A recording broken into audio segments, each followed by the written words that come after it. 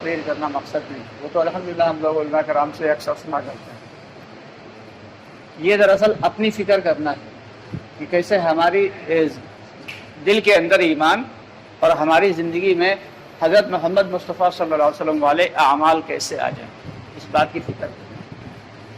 اور انہی دونوں چیزوں کے اوپر اللہ رب العالمین کے یہاں سارے کے سارے فیصلے ہوں گے۔ اللہ کے یہاں یہ نہیں پوچھا جائے گا کہ تم کتنے مالدار تھے، تم کتنی عزت والے تھے، تمہاری شہرت کیسی تھی اور لوگ کتنا تمہیں پہچانتے تھے اور کتنا تم فیمس تھے، یہ نہیں، بلکہ یہ بھی نہیں پوچھا جائے کہ تمہاری داڑھی چھوٹی تھی یا بڑی تھی، تم کرتا پجامہ پہنتے تھے یا پینٹ شرٹ پہنتے تھے۔ یہ سب بات کی باتیں ہیں۔ سب سے پہلے یہ پوچھا جائے گا کہ قرآن پاک کو کتنا سیکھا اور کتنا عمل کیا، سب سے پہلے یہ سوال ہے۔ تو اللہ رب العالمین نے جو پاک کلام دیا ہے، یہ گویا کی زندگی گزارنے کا ایک طریقہ ہے، ایک لائف سٹائل اللہ تعالیٰ نے دے دیا۔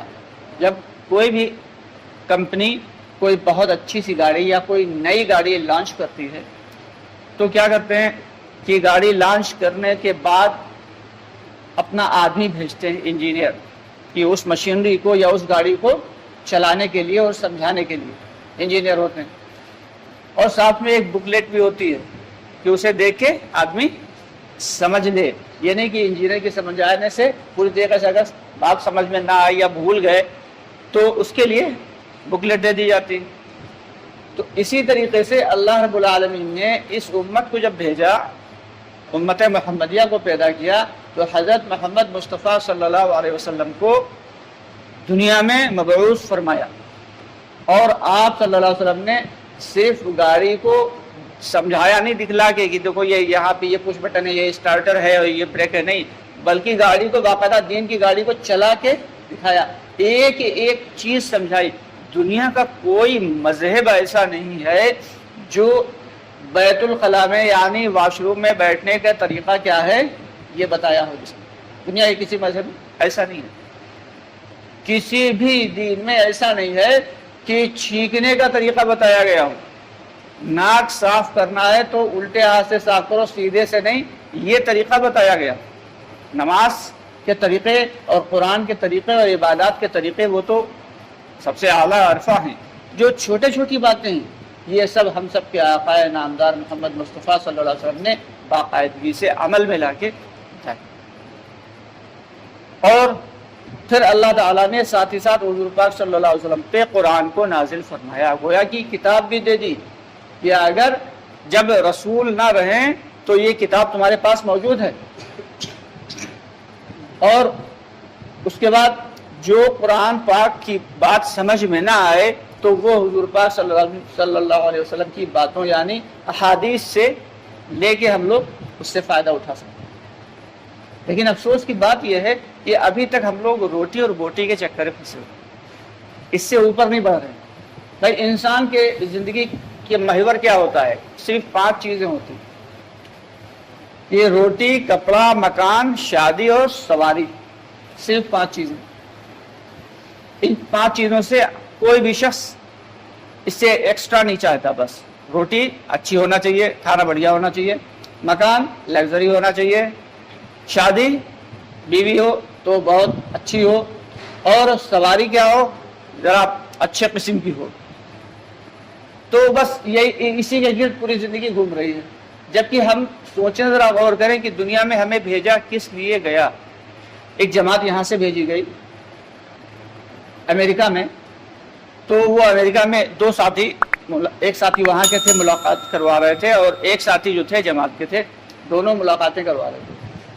ایک انگریز سے ملاقات کرائی تو جب اس سے دین کی بات کرنے لگا وہ جماعت کا ساتھی، تو اس انگریز نے، اس امریکی شخص نے اس آدمی کا، جو متکلم بھائی تھے، ان کا گریبان پکڑ لیا اور کہنے لگا کہ ابھی تک تم لوگوں نے یہ کلمہ کہاں چھپا کے رکھا تھا؟ اگر تم لوگ پہلے آگے ہوتے تو میرا باپ قبر میں جوتے نہ کھا رہا ہوتا۔ بعد میں جب تحقیق کی گئی پتہ یہ چلا کہ وہ جو لڑکا تھا، نوجوان تھا، وہ پہلے ہی کوئی جماعت پہنچی تھی اور وہ ایمان لا چکا تھا، وہ ایمان میں داخل ہو چکا تھا، لیکن اسے اس بات کا ملال تھا، اس بات کا افسوس تھا اور غم تھا کہ اگر یہ کلمہ ہم تک پہلے پہنچ گیا ہوتا تو میرا باپ جو تھا، میرا والد جو تھا جس کا انتقال ہو چکا ہے، اس کو بھی یہ کلمہ مل جاتا اور وہ بھی ایمان پہ اس کا ختم ہوتا۔ تو ساری کی ساری دنیا پیاسی، کلمے کی پیاسی ہے، لیکن ہم لوگ ابھی اپنوں ہی میں محنت نہیں کر پا رہے کہ ہمارے کتنے ایمان والے بھائی، کتنے بھائی جو ہیں وہ مسجد کے پڑوس میں ہونے کے باوجود مسجد کے اندر نہیں آتے۔ آخر کیوں روٹھے ہوئے؟ آخر اس کی وجہ کیا ہے؟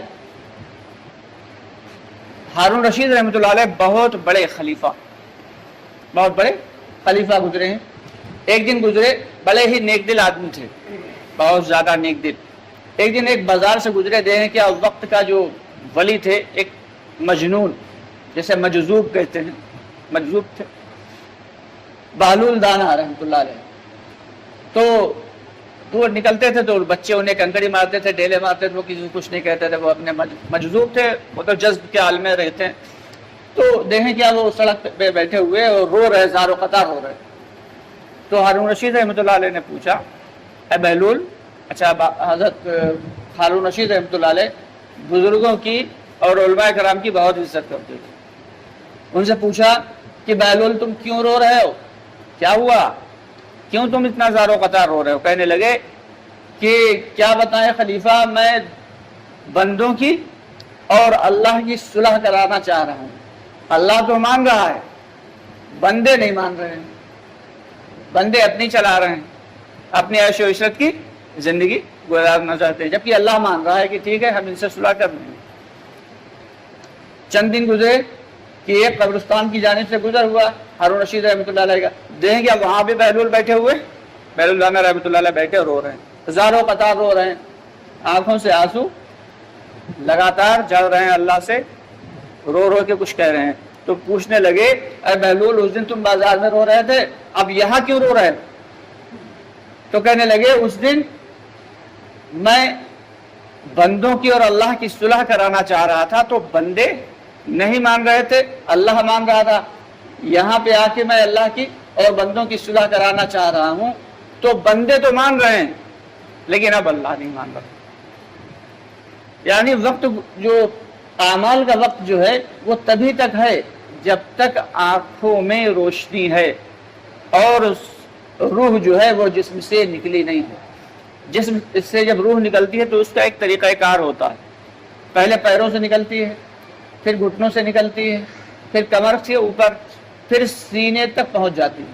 اور جب سینے تک پہنچتی ہے روح تو عام طور سے گاؤں میں لوگ کہا کرتے ہیں کہ گھرگھرا چل رہا اب بچے گا نہیں، یعنی گھرگھرا چلنے لگتا ہے تو منہ سے غرر غرر کی آواز آنے لگتی ہے، جس کی وجہ سے اب یہ لوگوں کو اندازہ ہو جاتا ہے کہ اب یہ بندہ بچنے والا نہیں، آدھے سے زیادہ مر چکا۔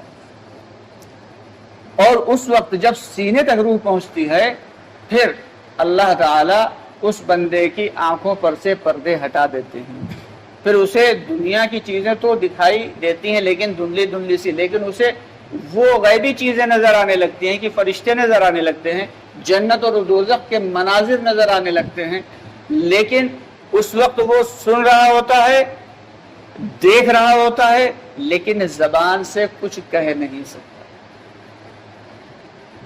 وہ دوستو گھڑی آنے سے پہلے جو وقت ہے وہ اللہ تعالیٰ